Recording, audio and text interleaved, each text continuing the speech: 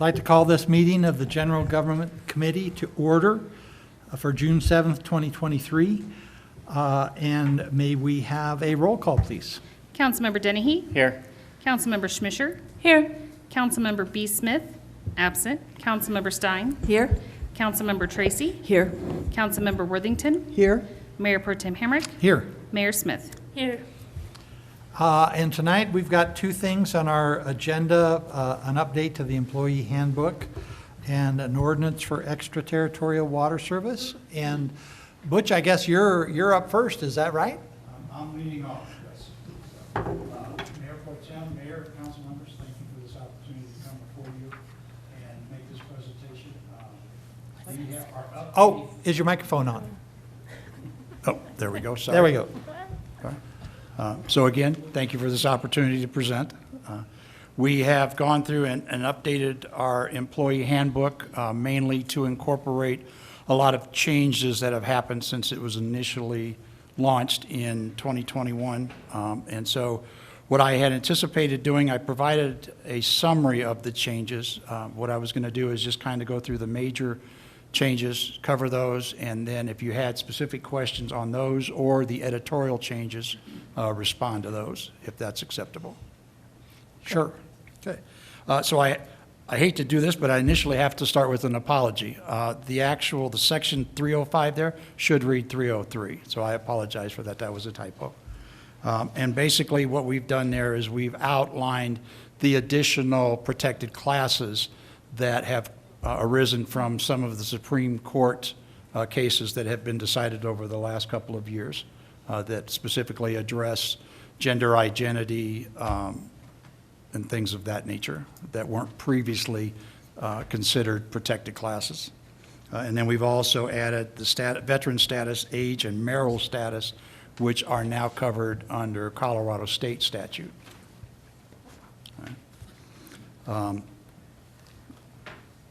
Let's see. Then we have 304, which is an editorial change.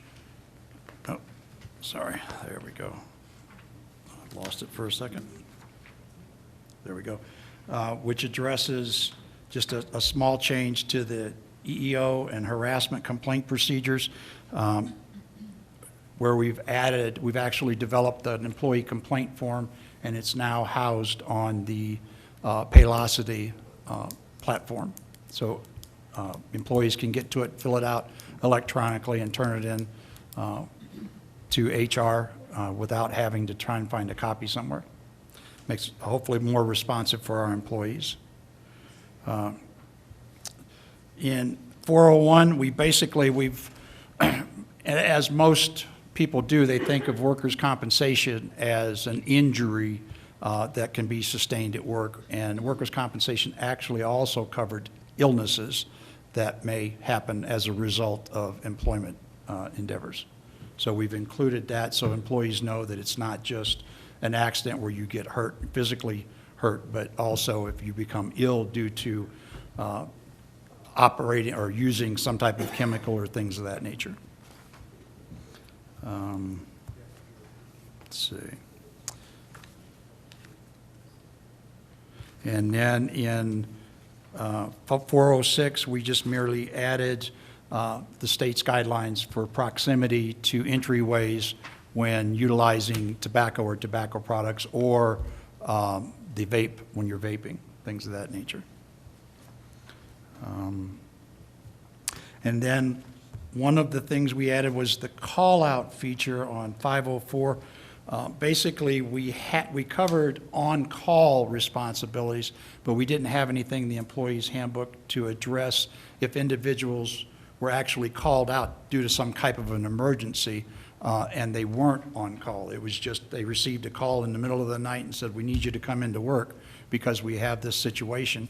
And so we've addressed that and explained how that'll be handled should it happen, and how employees will be remunerated for their being called out in the middle of the night, if you will. Okay.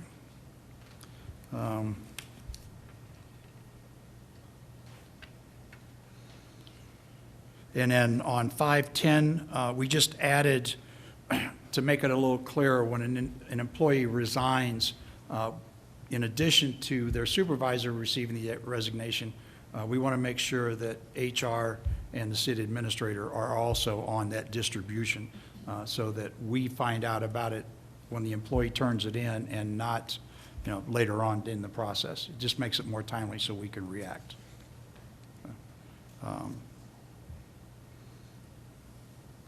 Let's see. 603. Would you like questions as we go along? I or- can entertain them now, or if you'd like to. So under resignation, it says we're using the word employees are expected, that's an addition there, to provide written notice. Well, yeah, it's a change in grammar. Before we had asked. Asked. Yeah, and so we're saying we expect it. We're not, as your employer, we have an expectation that you'll provide a resignation and not just Okay. walk off the job or, Okay? does that provide the clarity? Yes. Okay. Let's see. So 603 is job performance. We actually added that the employment events may also dictate a variance from the annual scheduled transfer and promotion to a new position.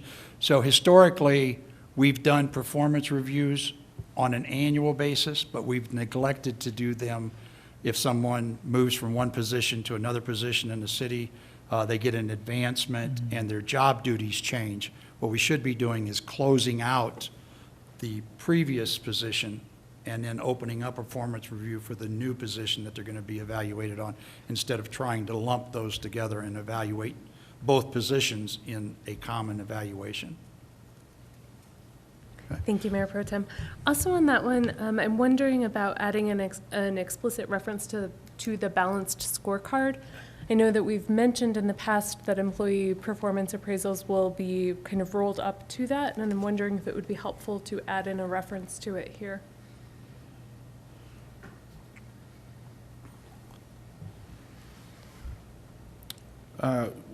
Yeah, we could probably add that in there. I think Butch and I might need to talk about that. We do have an administrative manual as well. That may be a better spot for that.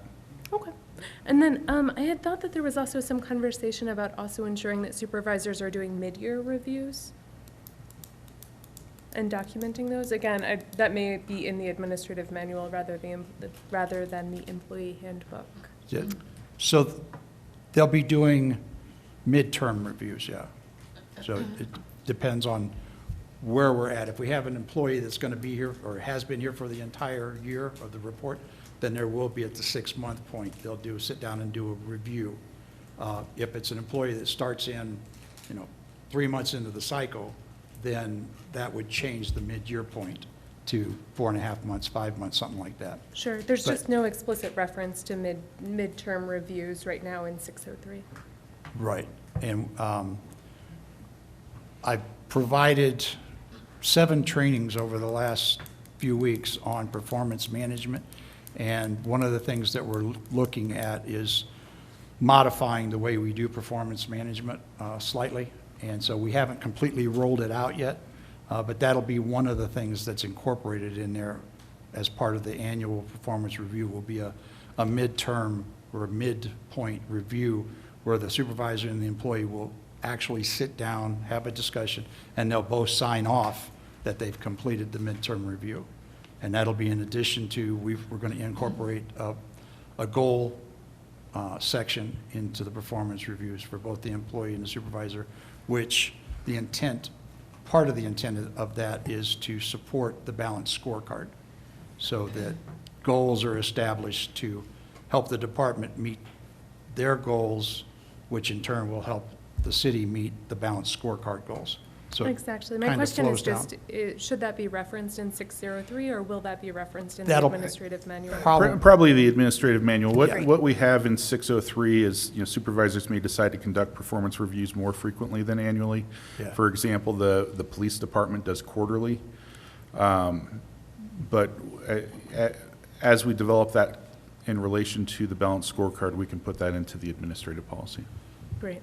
My one other question, just going back to the last one, you had mentioned verbally that you wanted resignations to go to both Human Resources and the city administrator. I think that the change just lists Human Resources. So I'm wondering if there is a desire for the resignation to go to all three parties simultaneously, do we want the employee handbook to state that? So ideally, it ensures that everyone receives the resignation simultaneously. So if we happen to have a supervisor that gets it, but they're out on vacation or they're out for the day or something like that, it doesn't delay it. We can still start processing it in HR and payroll, and the city administrator is aware that someone is resigning, but it'll still be the supervisor's responsibility to work with the employee. Yes, I understand. My Okay. question is currently the edit reads, when the employee submits a resignation to their supervisor, they should also submit a copy to the Human Resources, I'm assuming director, simultaneously. Do you want it to say Human Resources Director and City Administrator simultaneously, so that you are listing all parties that should receive it? Yeah, Oh, I see. Yeah, we can, Yeah, yeah, yeah. make that adjustment for when Yeah. it comes to council. Sorry, I Great, thanks. misunderstood. No worries. Yeah. Okay. Other questions? All right. Let's see. Then we have, let's see. Dress code and appearance, we've done a little clarification there and also added some guidelines as far as revealing or inappropriate clothing, attire with rips, tears. We just want people to, they can pretty much wear anything that's appropriate. We just want it to be well presented. And I had a question or comment there. I have a lot of experience in industrial applications. Right. And a lot of times there are dress codes or grooming requirements based on safety requirements. Right. And I note that we don't have, that we don't mention safety in here. We just say that where it may interfere with the performance of their duties, rather than including perhaps a statement on safety, or maybe unsafe or something like that, cause an unsafe condition. In a city, it's not, you don't generally have a lot of rotating equipment, but there is rotating equipment used in our shops, drills and different electric motor-driven pieces of equipment. And so I would suggest that you look at that and think about adding a safety clause in there also. Okay. And just for clarity, there are some things that basically are delegated down to the department. For example, the on-call, we cover it here, but each of the departments have their own process for performing on-call duties and how it's set up within that department, the rotation, things of that nature. So I would suspect that we would want to do that with safety clothing and safety boots and things of that nature, so that they're specific to the department and the needs of the job that the individual is doing. Sure. What we would put in here would be more holistic, if you will. Gotcha. I And it is dress code rather than a safety section, I understand that. Yeah, so. and I agree, from a holistic standpoint, we can make a reference to safety appropriate. Right. Yeah. It never hurts to reference safety, No. in my opinion. Yeah, and we already do, like, water department requires steel toe, and, we have our departmental requirements. Thank you.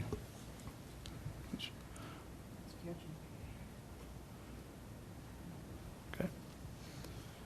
All right. Let's see. And then 701, we just inserted some information in there to address paid time off and how unpaid time off affects benefits, health, medical, premiums, things of that nature. When an individual is in an unpaid status, then they're not receiving pay naturally. So they're also responsible at that point for their share of the premiums based on that period.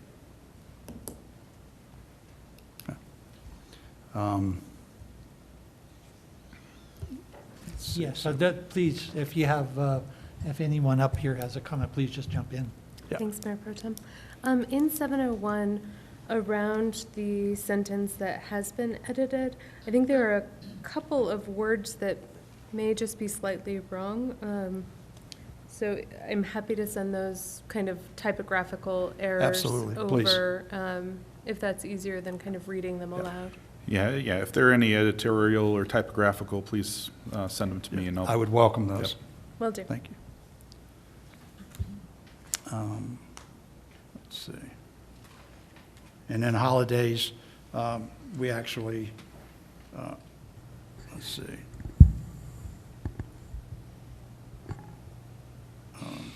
Yeah, we address who's not eligible for holiday pay, which would be our seasonals, our temps, people that aren't part of the core staff.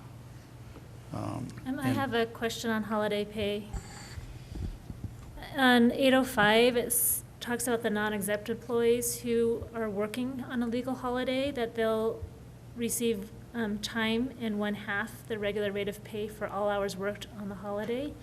But then under the examples, for example, A and B, it says that they have worked on the holiday and will be paid time in 1/2 for all hours worked plus the holiday. So- Holiday premium pay, yeah.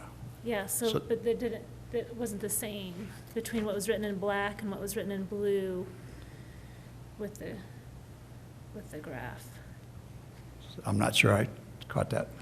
So on holiday premium pay, it just says that they'll be compensated time in 1/2 the regular rate of pay for all hours worked on the Right. holiday. But under the example, it says that they'll be paid 1/2 worked plus the holiday pay. Right. So they get the holiday premium pay because all employees receive the holiday either in pay or in time off. But they actually get paid time and a half for the hours they work on that holiday in addition. Yeah, but that says that in the blue, Uh-huh. but that doesn't say that in the black. In the black, it just says they get their hours worked on the holiday. It doesn't say they get Oh, I see, okay. the holiday pay in addition. So, yeah,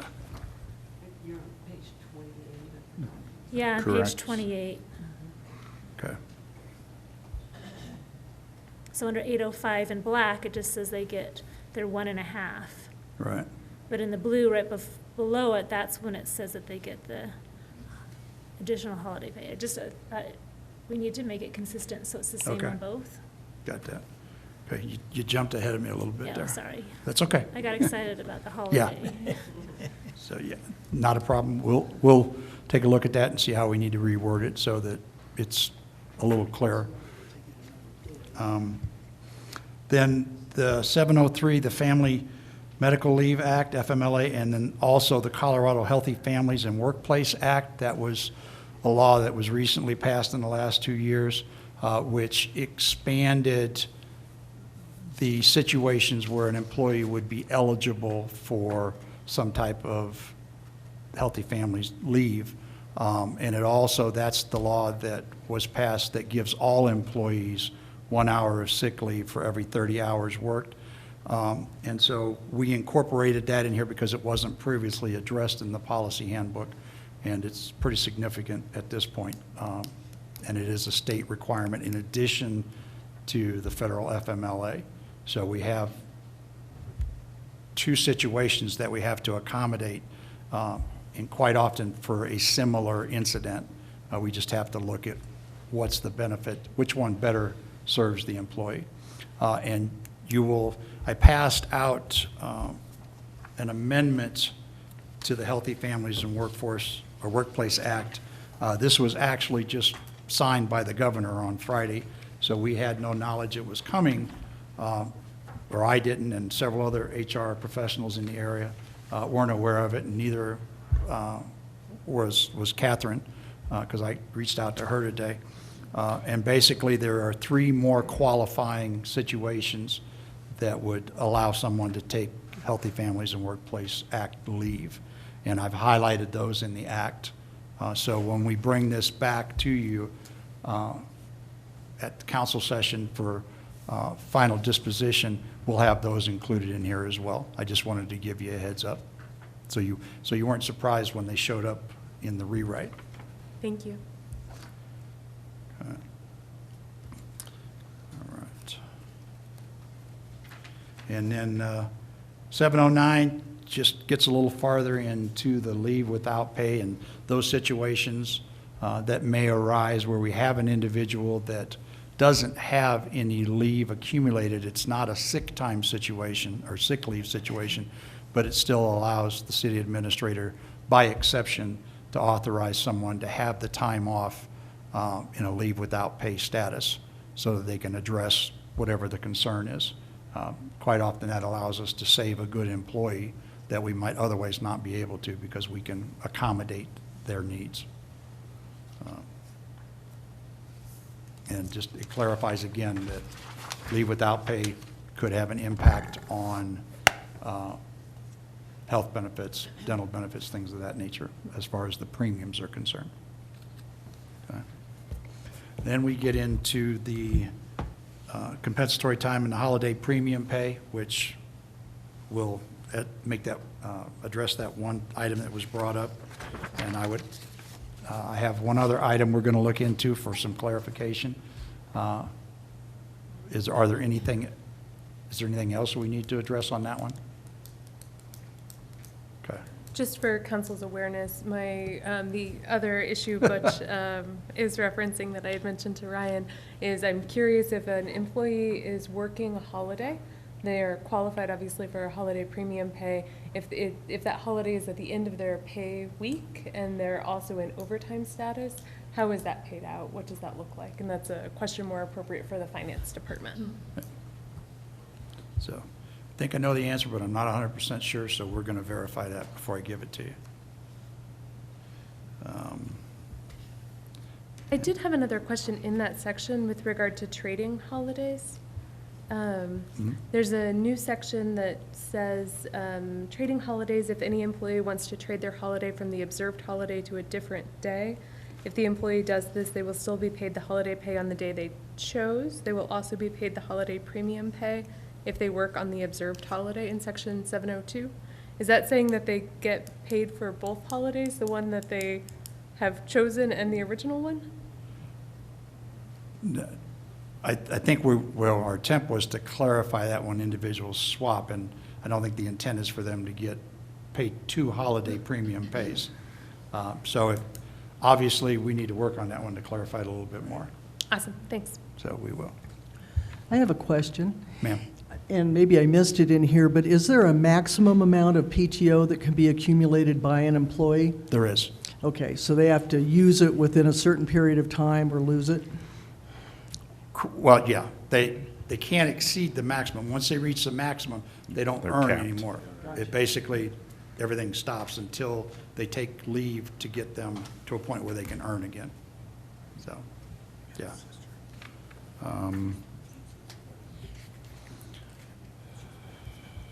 Okay. And, let's see. I think, other than the acknowledgement where we'll update the dates on that once we've got a final approval, I think that concludes my presentation, and I'm happy to answer any other questions that you may have, or attempt to anyway. Yeah, I have a couple. Okay. One of them is on the smoking on page 7. It says it's prohibited within 25 feet of any city facility. But from your comments, it sounded like it was 25 feet from an entrance. Well, I think I may have misspoke. I believe it's 25 feet from the facility, but I'll double check So they it. would have to completely be 25 feet. Like sometimes they go, like maybe back here, there's the door. No, wait a minute, no, it is the entrance, so So I yeah, think it makes more sense if it's the entrance Yeah. because, it is. yeah, okay. So we might need to clarify that because Yeah. in here, it's just the facility itself, which would be kind of really difficult.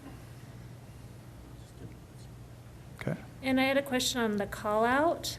So for those who are on call, they get a little bit more benefits, but on call-out, it's like they get their regular pay for the hours worked unless it was less than 2 hours, they get a minimum of 2 hours.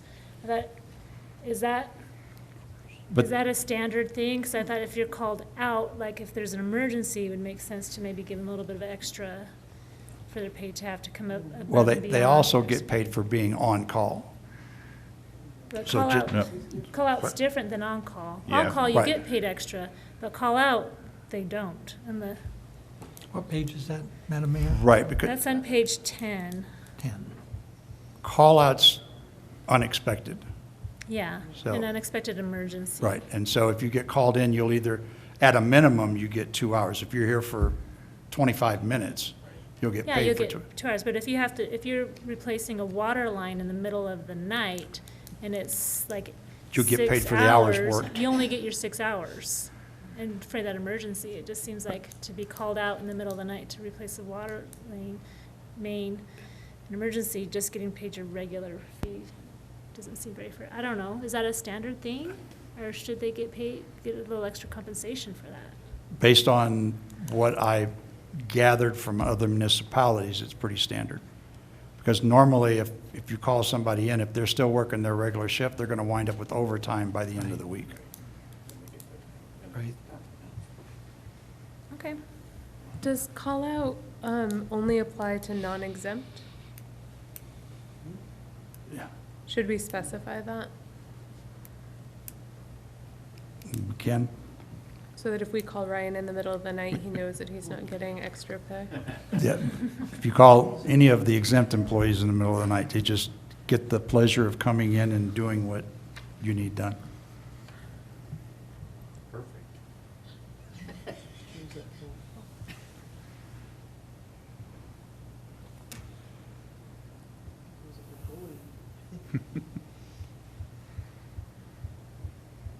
I also have a few questions, unless you had additional, Madam No, Mayor. go ahead.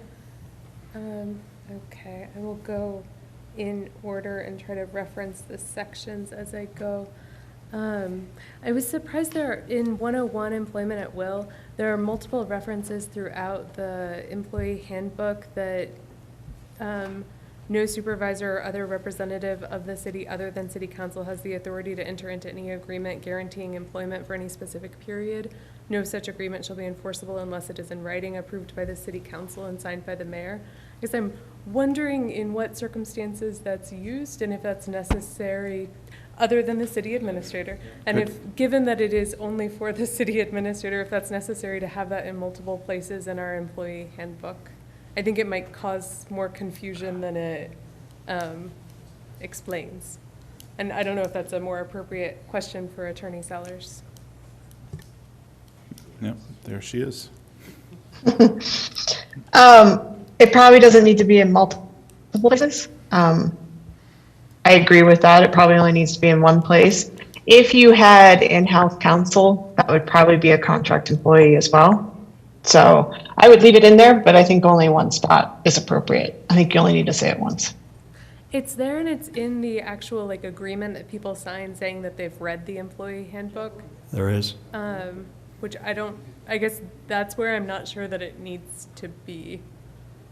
Okay, we can look at that. Okay, thank you. So, all new hires are responsible for signing an acknowledgement that they're aware, they've had an opportunity to review, and they're knowledgeable of the employee handbook. Yes, which is very important. Okay. I'm just specifically speaking to the clause that applies to Ryan, but not the other 150 employees. I don't want them coming to city council asking for their own negotiated contract with us. Okay. In section 201, conflicts of interest, I'm wondering if we should, right now it says that the city expects the primary interest of employees to be the people the city serves, which I think that we expect their primary interest at work or their primary interest in completing the duties of their job to be the people the city serves. But then I think you also need to talk about recusal if there are issues that come before them that actually are about their own primary interests as opposed to their primary interests while at work. Okay.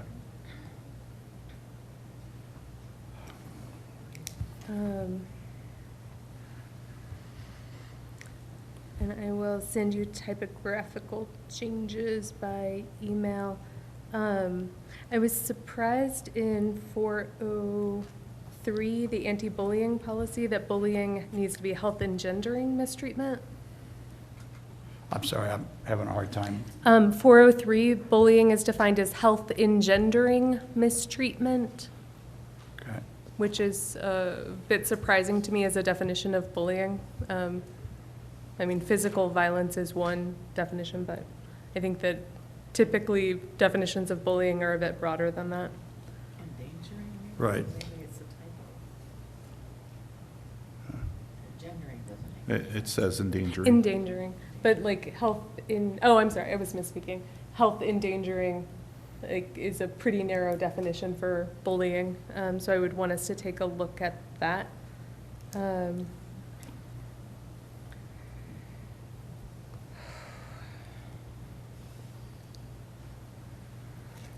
For 504 on-call, it says at least one employee remains within responding distance of the city. Do we define what responding distance of the city is? For the on-call, we leave that to the departments. Okay, awesome. And they've got, I think most of them, it's like 30 minutes or something like that. As long as it's defined in the departments, I Yeah. think that's totally fine. Sorry, I'm just scrolling through. In 601 Code of Conduct, I was wondering, we talked at our last city council retreat about our new kind of principles of the city. I wonder if we want to insert that here as well, just so that we're being consistent. Yes, we can, that hasn't come before city council yet, so we can time those appropriately. Awesome. And then I also, particularly with the first one, consistently demonstrate principles of professionalism, respect, decorum, and civility in working for the greater good of the city. I would hope it would be working for the greater good of the residents of Canyon City, or something along those lines, but that may be moot if we are replacing it with what we'd already discussed.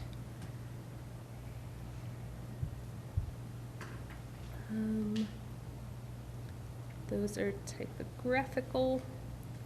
With regard to 604 performance management, progressive disciplinary policy, I was surprised that even at step 4 and step 5, step 6, there's no reference to bringing in HR unless the supervisor and the department head are the same person.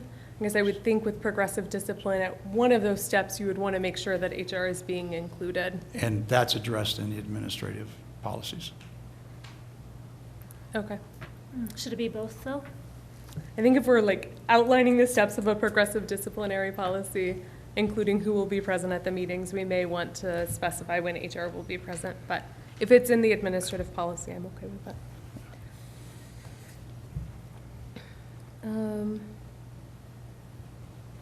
With outside employment, section 608, it says all outside employment must be approved in advance by the employee supervisor and the city administrator. I'm wondering if we want to carve out for seasonal or part-time employees. Do we expect the supervisor or the city administrator to also be approving their other outside employment?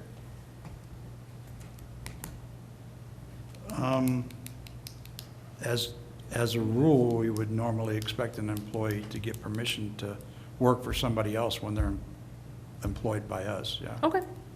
Just, if nothing else, it just makes us aware that they have another job. So if something should happen and there's an injury or something, we can investigate it to make sure it was on our time and not the other company's time, things of that nature. Okay. Section 610 gifts, it sets forth that employees are subject to the prohibitions and restrictions respecting gifts that are set forth in Colorado law. I'm wondering if we want to cite what Colorado law we're speaking about so that employees can reference it, because then it goes on that employees cannot accept any gifts, and I think that Colorado law has some sort of provision for $20, or federal law has a provision for $20 or less, and I'm assuming Colorado law has a similar provision. City ordinance addresses gifts, and it, unfortunately, last time I checked it, it wasn't in agreement with Colorado law, because Colorado law, when it was set up for the gifts to public employees, it had a inflationary provision, and what we have for the city doesn't. I think it's still set at $25 or, It's 25 or $35, something like that. yeah. So I think we may need to make sure that there's agreement between this, which says you're not allowed to accept anything, city ordinance, which may say $25, and then Colorado law, which may say something differently. So if I could clarify, just really quick, I would suggest that the amount be in the administrative policies because Butch is right, it moves by inflation. And so every year or every couple of years it's looked at. And just to clarify, this says you shouldn't accept gifts that are for inducement to provide or receive services, which is true. Regardless of their value, you should not be receiving gifts that, oh, you'll do this for me, even if it's under the amount. Employees should not be receiving gifts for that. Absolutely. I do think that as it's written right now, there's, like, if there is a city ordinance that addresses this, I think that the employee handbook should also cite that. Because I think that there are employees who are offered things, particularly around the holidays, and they should know that there is a place that they can go to reference what it is that they're allowed to do and shouldn't do. And I guess my recommendation would be that they need to talk to human resources. It's a complicated set of laws, and I think referring to them is not going to help them, to be honest. And so direct them to human resources if you want to direct them somewhere. I think that sounds great. So just adding in a sentence that says, like, please talk to human resources if you are offered a gift or something along those lines.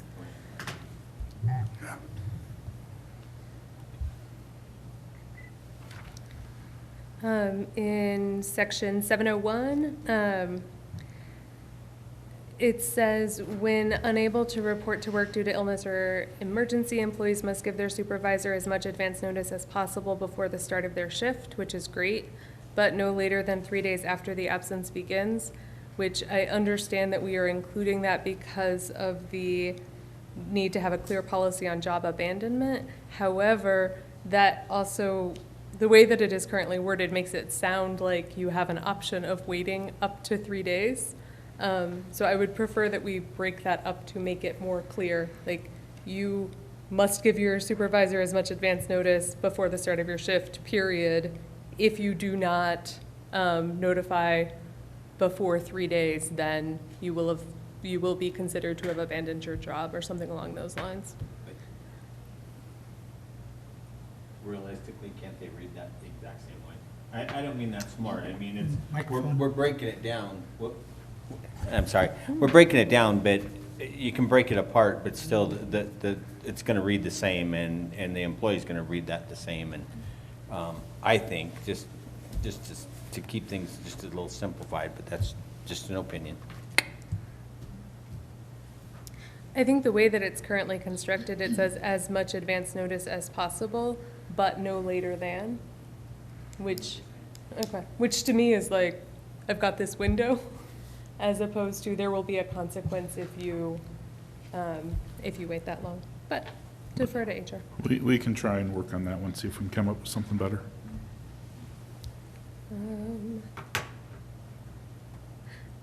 705 administrative leave, is there a difference between suspension and administrative leave? I'm sorry, I didn't catch the question. Is there a difference between suspension and administrative leave? Well, suspension can be either paid or unpaid, and it's meant to be a part of progressive discipline, whereas administrative leave could be like, for example, we have inclement weather, and we say, okay, we're letting all employees stay home today because of the weather. That would be counted as administrative leave. Got it. Thank you.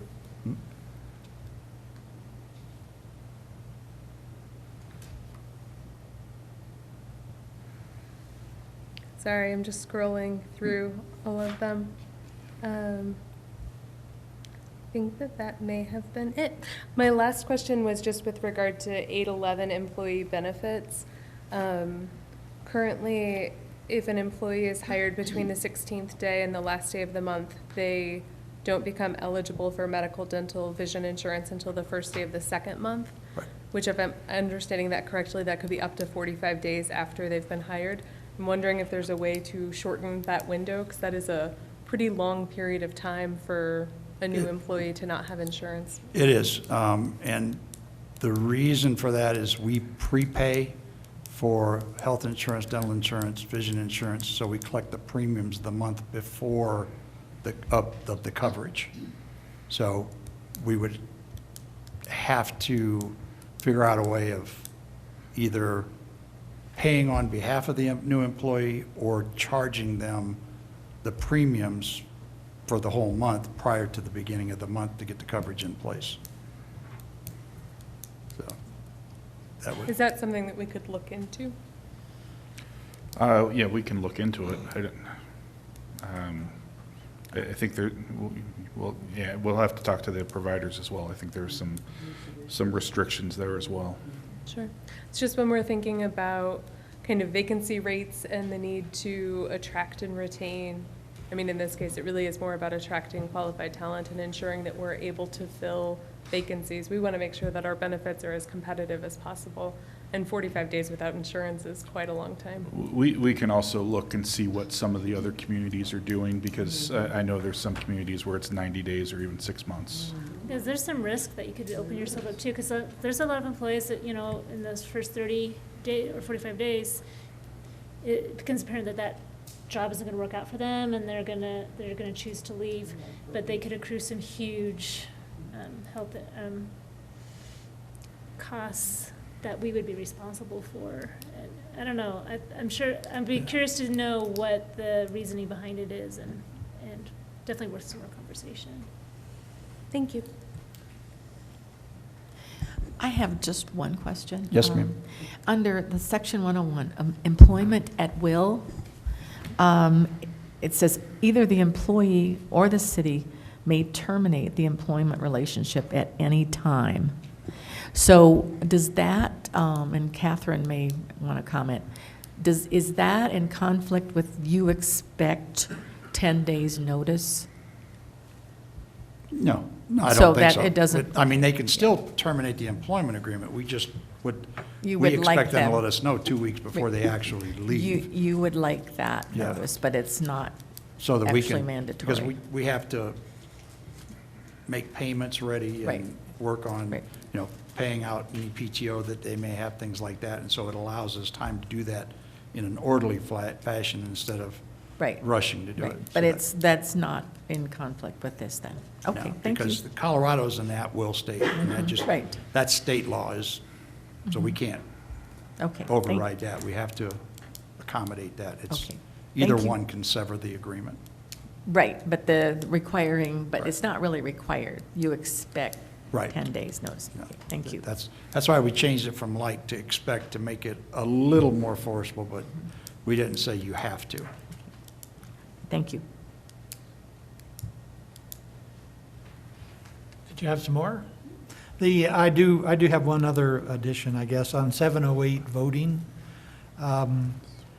It says, under most circumstances possible for employees to vote before or after work, but if you need to arrive late or leave early, you have to arrange it with your supervisor. Is that section needed anymore with our mail-in ballots?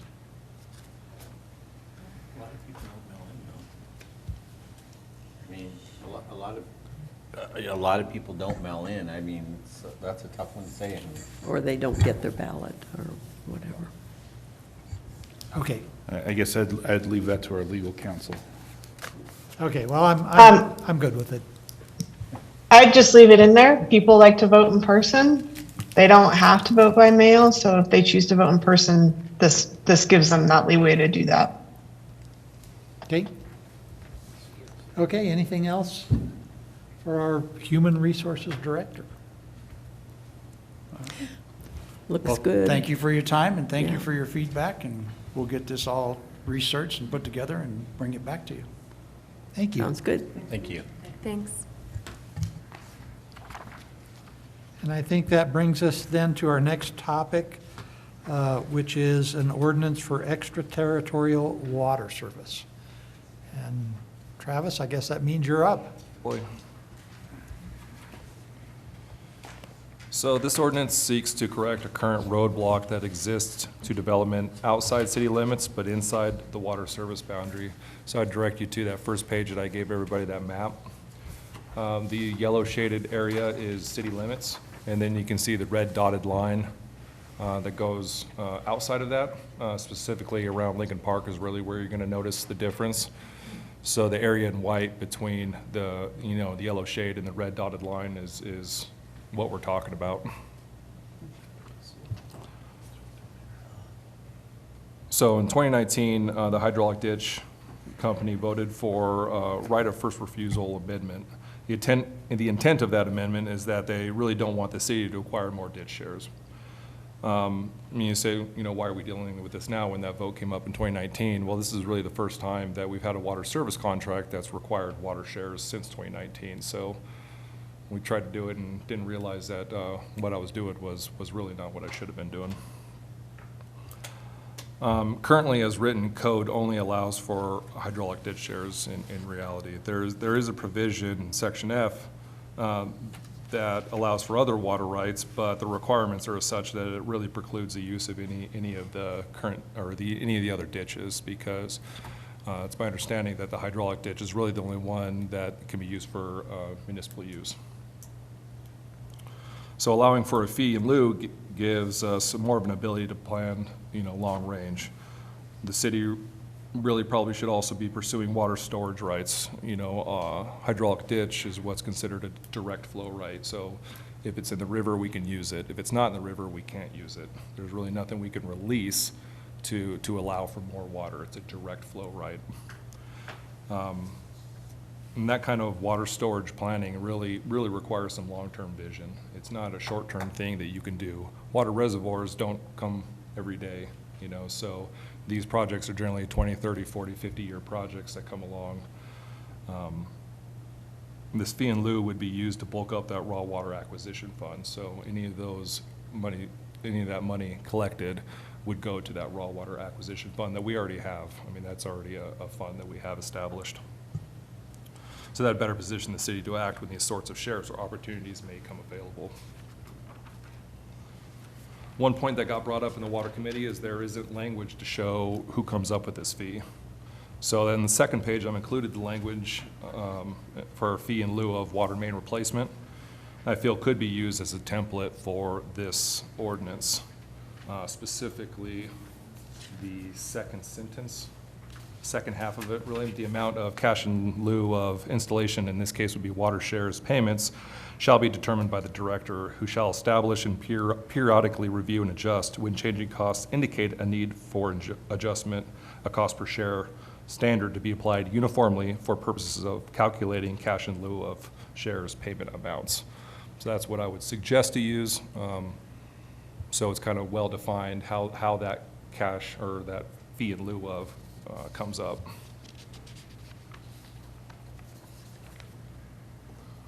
So I wanted to point out that the water department is a city entity. Our responsibility first and foremost is to the citizens of the city and the residents and businesses that we've already promised water now and in the future. This is why development outside of the city limits should pay more for the ability to tap into our system. And I also wanted to point out in this ordinance, there is a second large change, and that is the minimum 3 taps or equivalent dwelling units is removed, and all water taps would be subject to this requirement.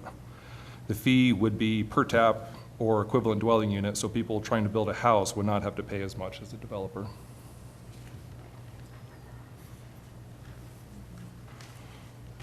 People building single lots over time will amount to a large increase of water usage. Again, long-term vision. People should want to know that we really are managing the city's raw water responsibly, and this is what we're really trying to do with this ordinance. So with that, I'd take any questions. Travis, I have a question. Is there a way to put maybe a % in here? Because I know you talked about at the water committee what our outer limits are for water. And is there a way to put some kind of breaks within this ordinance that there's an upper level past which we're not going to go? Because, someone could come in with millions of dollars and decide they want to develop some huge piece of ground that's going to need a lot of water. Something that protects the community so that it doesn't go beyond, but it wouldn't be an amount, but a percent of what your upper limits are of what's available.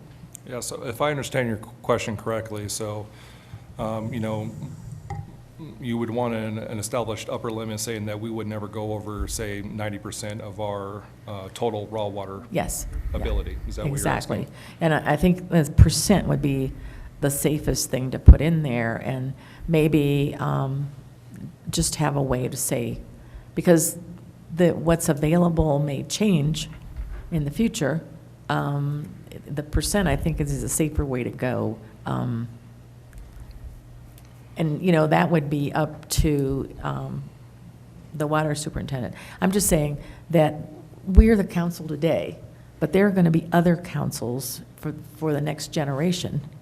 And maybe there'll be a council that's not going to be that. They'll say, well, why not just take more money and provide water till it's gone? That's the kind of thing, I don't know if Catherine's giving me the look here. If there's some way to put that, like we can't go beyond a certain percent. It does look that would be like great. Catherine has her hand up, so Yes. I may have a comment here. Thank you. Yes, so I just want to take a second to make sure that we frame this discussion appropriately. So providing extraterritorial water is something that the city is not obligated to do, ever. Doesn't matter who comes to you, doesn't matter how much money they have, doesn't matter what their development is, you can always say no. I think your point is well taken. I think water policy can change over time with different councils and how much availability of water there is, and the city needs that flexibility to, just say, no, we're not going to do any more water service contracts, and that's it, and we're done. The only issue is, we can put limits in here, but if a council wants to make a water service agreement because someone comes in with millions of dollars, they'll just amend the ordinance, and they'll just remove that limitation. And so I think ultimately that probably doesn't really achieve what you're looking for. I think there is the danger that you talk about when someone comes with a lot of money to say, oh, we'll give you all this and, fund our development. And maybe it's got affordable housing. It's got elements you really think are great.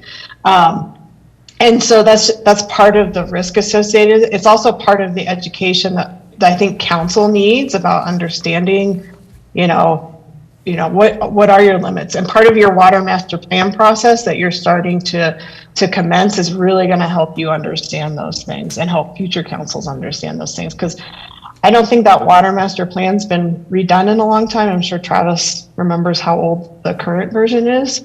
But I just wanted to make sure that we're framing this in the sense of this is something that the city is not obligated to do ever. And the same thing kind of with the fee in lieu. I don't really have a strong objection to a calculation, but to be perfectly frank, the city can say, this is the fee in lieu, and we can be arbitrary about it because this is a contract. This is not an in-service water supply. So I just wanted to make sure that I kind of got that in there for you to think about. Thanks, Catherine. Can I ask a related question?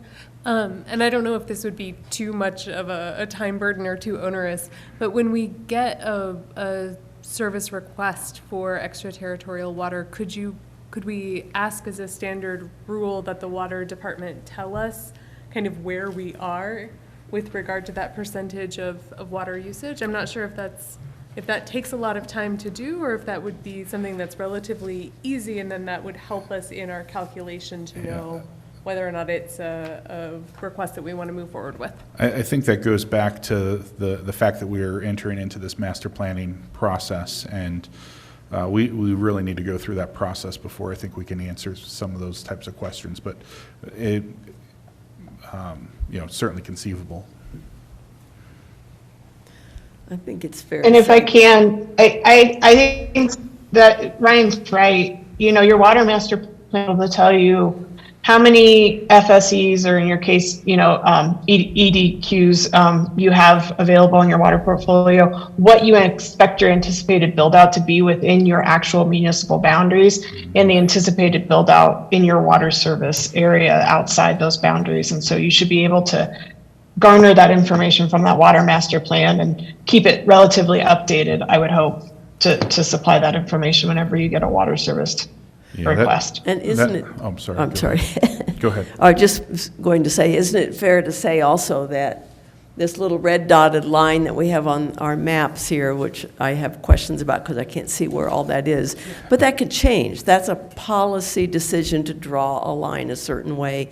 We may decide with more information from master planning that that line needs to change, that we just don't ever want to imply that we can serve a certain area. I'm just using that as an example.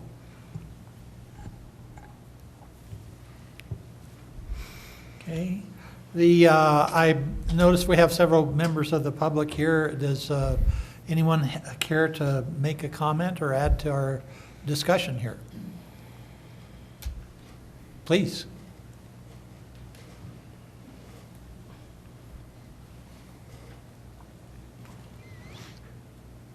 The light is broken and the mic is on. Okay. It is. It is on. And give me $100,000 now. I'm Tim Payne, 1540 Chestnut. I'm outside of city limits, but inside the water boundaries.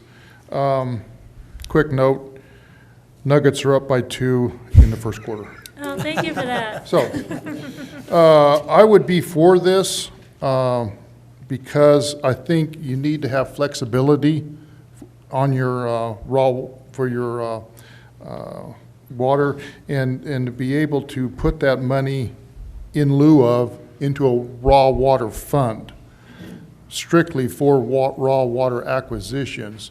I don't see that in your ordinance, exactly where that would go. Yeah, it's not outlined in there, and I think that would be important to include that. And I'm not sure you want to restrict yourself that much, but when you're dealing with raw water, I think that's something that might be at least looked at, is where does that in lieu cash actually go? And it should be a raw water fund that's completely separate. I'll be a little snide here, but you don't want somebody else raiding this to buy a Tahoe to go pick up mail at the post office. So anyway, that's my little snide comment. I brought this up in the water committee. I just want to say it in a public meeting. On section B, number 1, water service contracts must contain an agreement by the property owner to annex into the city when eligible and upon request of the city. I'm just going to say it, I think it's government overreach, but I know it's the way you've always done it, which is after 20 years of being on government boards, that irritates the hell out of me, but that's me. So anyway, I'm Tell us for the this. section I one think time. it's a good ordinance, and I would support it. Thank you. Tim, can you tell us that section one more time? That you, Okay. Section It B. is. B? Sorry. It is section B, item 1. Thank you. Okay, thanks. Thanks.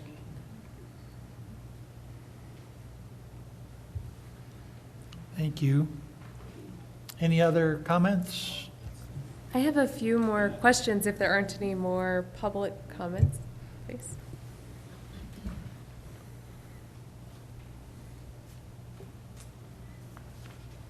Well, I haven't been here in a long time. Goodness. I'm Preston Troutman. I live at 726 West Trotwood Court, and I also am involved in real estate. And one of the things that does concern me is that water. I hear it wherever I go, whether it's here or I was a week or so ago was in Lake Havasu. It's a big deal. And it seems to me that, and I'm involved with trying to help people beyond 4 Mile Parkway we know, you should acknowledge that because of the Love's position there, that area is going to be highlighted by developers. It already is. They're already wanting to know about that. And I have to tell them, well, you're okay up to a point, but you can't at this time get water. I believe this does this. It allows that to happen, even in different development districts. This has to do with affordable housing. It has to do with commercial, which we make a lot of money off the retail sales that will occur there. But what has concerned me is that asking for irrigation shares, which the hydraulic does not want to do and can't do anymore, ought to be a way to compensate, as the suggestion, as I understand it, to get hooked up to, even though this is not in the water district. Am I incorrect or correct at that? So it's getting hooked up to water that's inside the water service boundary, but outside city limits.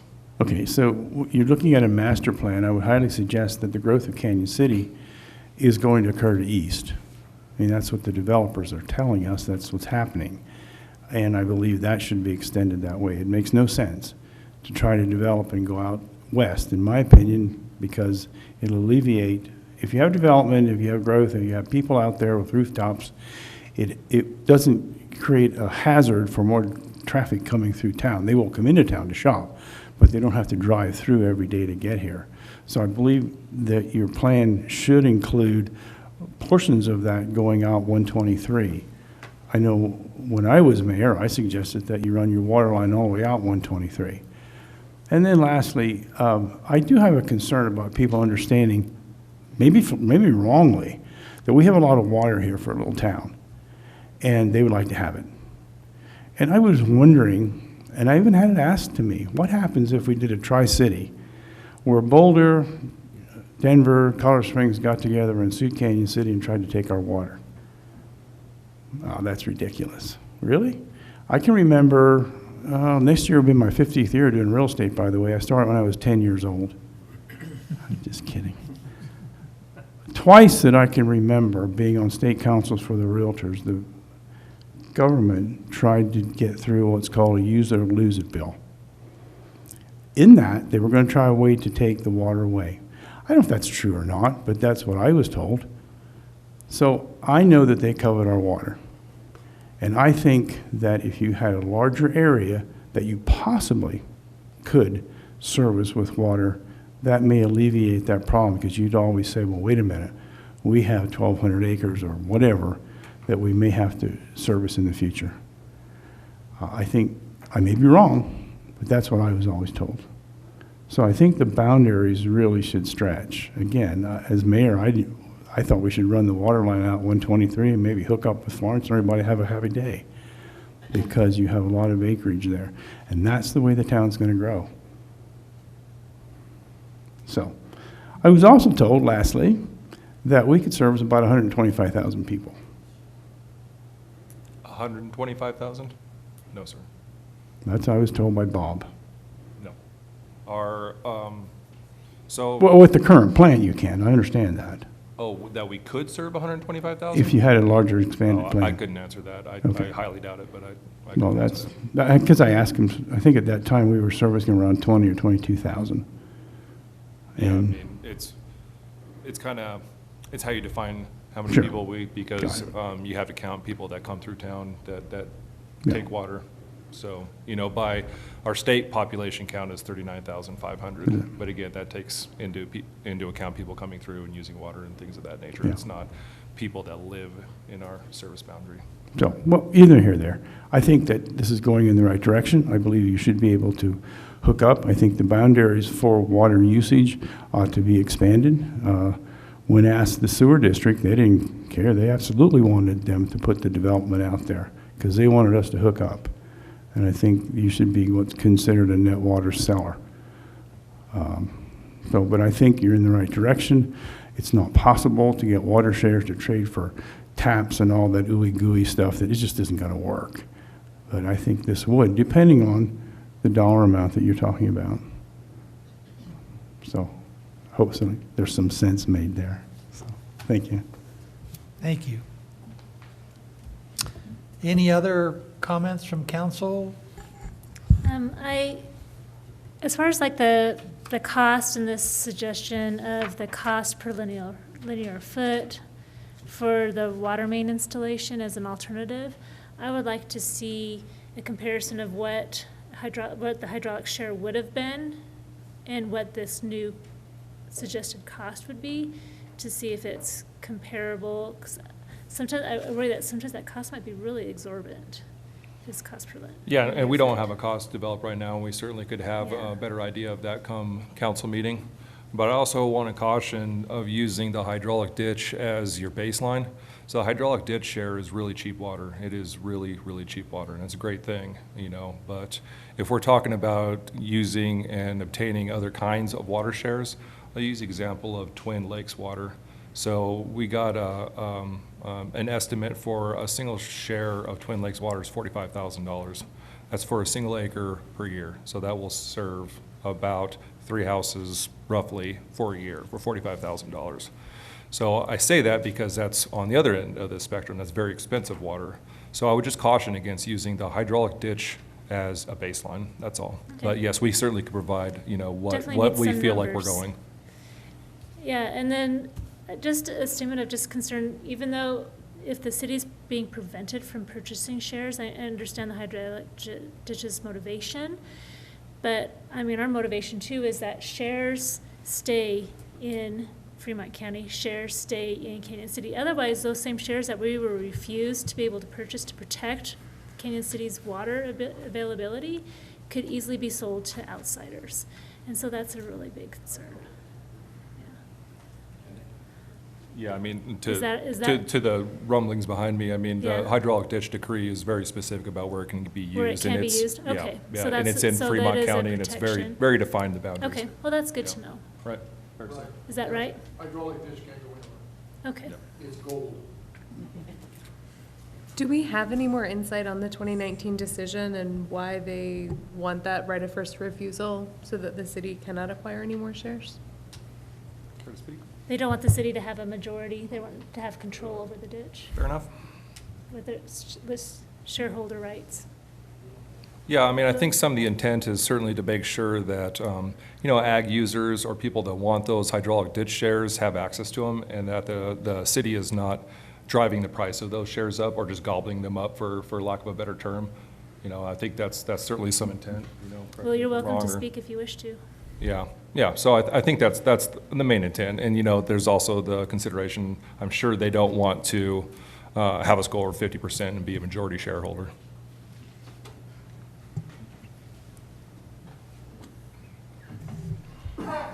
Yes, Mr. Payne is correct. Our primary goal is to, of course, service our shareholders currently. And the history behind the hydraulic ditch has been primarily agricultural. And that's what the board sees, and that's what the board would like to continue, is to try to perpetuate agriculturism or agriculture here in Fremont County. Agriculture has a big target on its back right now. And that water can be, people believe that it can be used in other places like Aurora, Curtis Springs, Security, and the hydraulic ditch board has changed its bylaws to protect that water and to keep it here. And that's their goal, is to keep the water here in this valley, and primarily for agricultural use, if that helps. Thank you.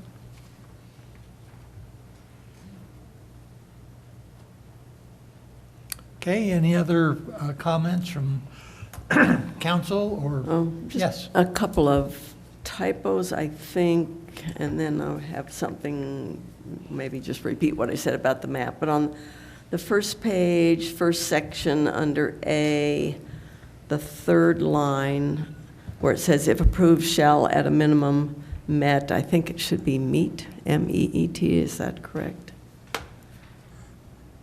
That first section, A. Yep. And then the other one is on the third page, about 7 lines from the top, where it says failure to delivery. I think it's supposed to be deliver, just typos.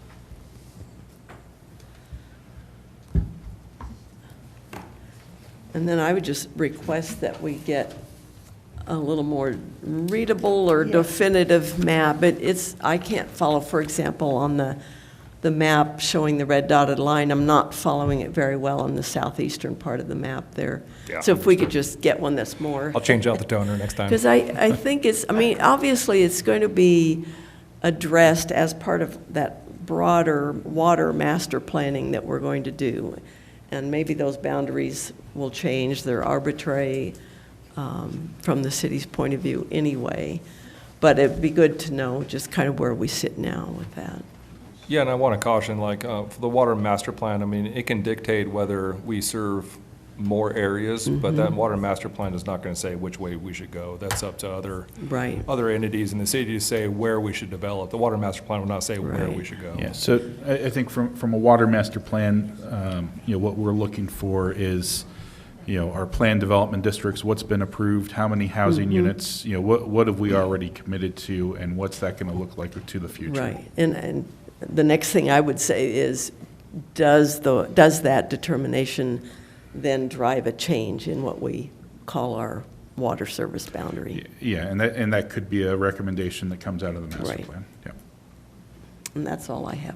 Yeah, and I also wanted to add, it will consider, or at least the last one, considered potential developments that are like, something like the Abbey. It would consider something like that. So something that's very near the finish line, it would consider how much water would get used in that kind of development. And we might want to think about, although who knows, commercial and industrial, whether that's a factor in the future or not, particularly small industry. I don't know if that's something to look at, but. Yeah, economic development will have a seat at the table as well. Okay. If there's no further comments, then we're adjourned. Nope. What? Oh, Yep. I had one more. I just wanted to underscore Mr. Payne's request that we add in where the funding will go and that it will go towards raw water acquisition. I think that that's really important. Yeah. And the city does currently have a raw water fund with about $1 million in it.